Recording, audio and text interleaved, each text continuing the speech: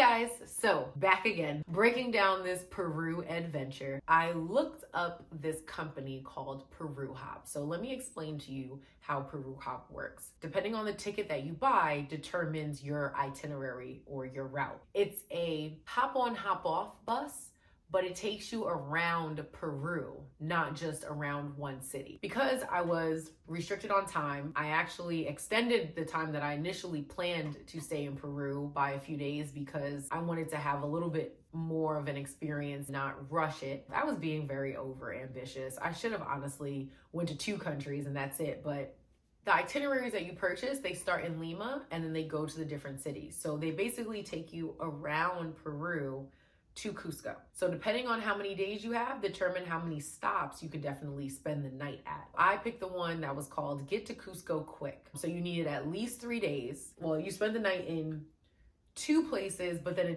it was an overnight bus the rest of the way to Cusco. There's many other itineraries if you want to have a full tour. It will also take you to Bolivia. There's a lot of options with Peru Hop, and there are tours that are included as well.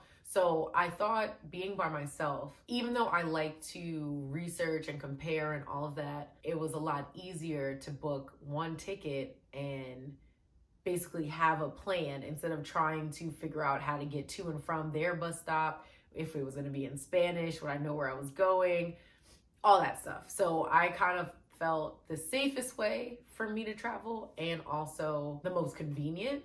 And then hopefully I would just meet other people as well. And honestly, it was a great choice. So I do recommend, if anyone is going to Peru, definitely look into Peru Hop. And I had some amazing guides, Aaron and Diego. I'll talk more about them as I go along. They pick you up from Miraflores, and immediately I met 2 lovely people waiting for the bus. But so from Lima, as it heads to this other city called Paracas, if I'm pronouncing it correctly, we make a stop, which is a tour that is included in your ticket, is to Hacienda de San Jose. It's an estate, basically a plantation that's now used as a hotel.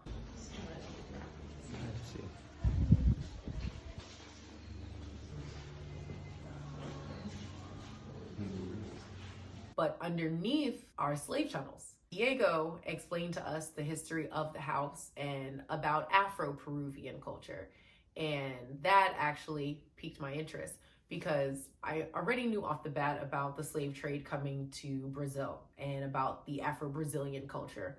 But I didn't really look much into the Afro-Peruvian culture. So to hear that, it made me want to look into that a little bit more. And he also played some music for us, and being one of the few Black people on the bus, I could definitely hear the African drumming, and that's really where the influence comes in. So I'm not going to go into the whole big backstory about the slave tunnels. I mean, he used the tunnels to secretly bring more slaves in, but it's where they held slaves, is where some people died. There were some human bones down there, but basically you walk through them and it is like a little maze.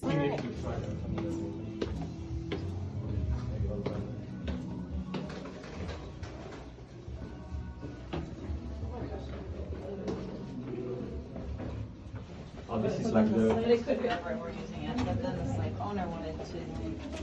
No, I don't think the slaves took it over and we're using it. Please watch your head and watch your step, okay? Everything is like darkness, you know, with vampires.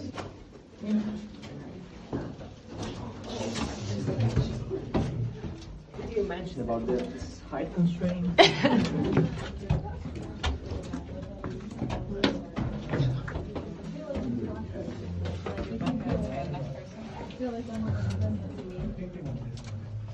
It really makes you think about what our ancestors went through when they came over to these different countries. After the slave tunnel journey, our next stop was in Paracas. Paracas was where I was staying overnight. So where did I stay? I stayed at the Kokopelli Hostel, which is kind of a party hostel. You know, I like to have my parties. Again, I stayed in an 8-person room, but there was a pool. They had a whole backyard, had a bar, and then you could also walk out to the beach right through the hostel.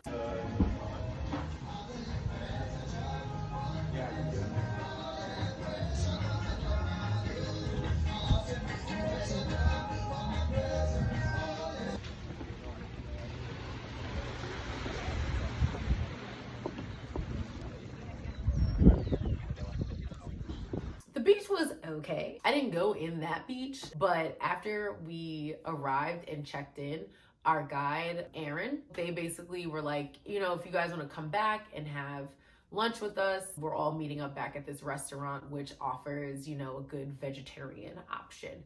Because the other thing is that I don't eat meat, and South America is probably one of the worst continents for me to go to when you don't eat meat. So I had to be very specific, because even on the plane, I asked Shorty for a vegetarian sandwich and she gave me chicken. I had to make sure it was like sin, if you know Spanish, sin, none, right? Without. Sin carne, sin jamon, sin pollo, sin nothing, no meat, nothing. I had to ask that like 50 million times just to make sure, because you get a fucking croissant and it has ham and cheese in it. For what? Just give me the bread. But after that, Aaron was like, hey, do you guys want to go to a better beach? So sure, why not? What else was I gonna do? There's not much to do in Paracas. We walked on down the road. Randomly, we're at this little, like, not a boardwalk, like a little deck. There was a lot of seaweed. That night we went to eat at this like barbecue kind of restaurant. I think the guy's having the time of his life. Like, there you go. All this money.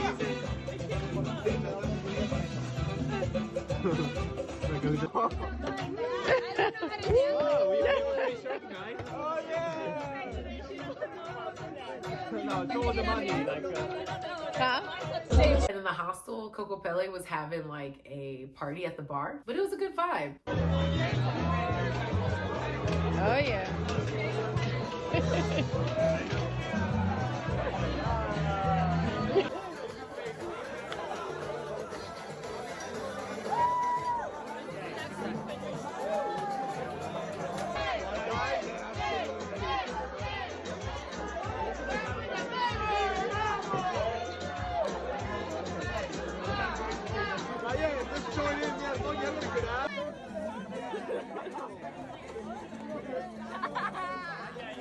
I only stayed there one night. It was a very like quiet town, which also could have just been because of the season. It was cute though. So the next day, you had the option of paying to go to these islands. I don't want to pronounce their name incorrectly, but it's like you kind of, I think it was like the poor man's Galapagos Islands. Like you can see sea lions and shit.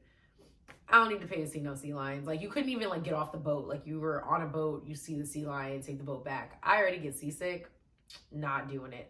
So once people did that tour, the bus would pick you back up and we went to the Paracas Natural Reserve. In short, is where the desert meets the ocean.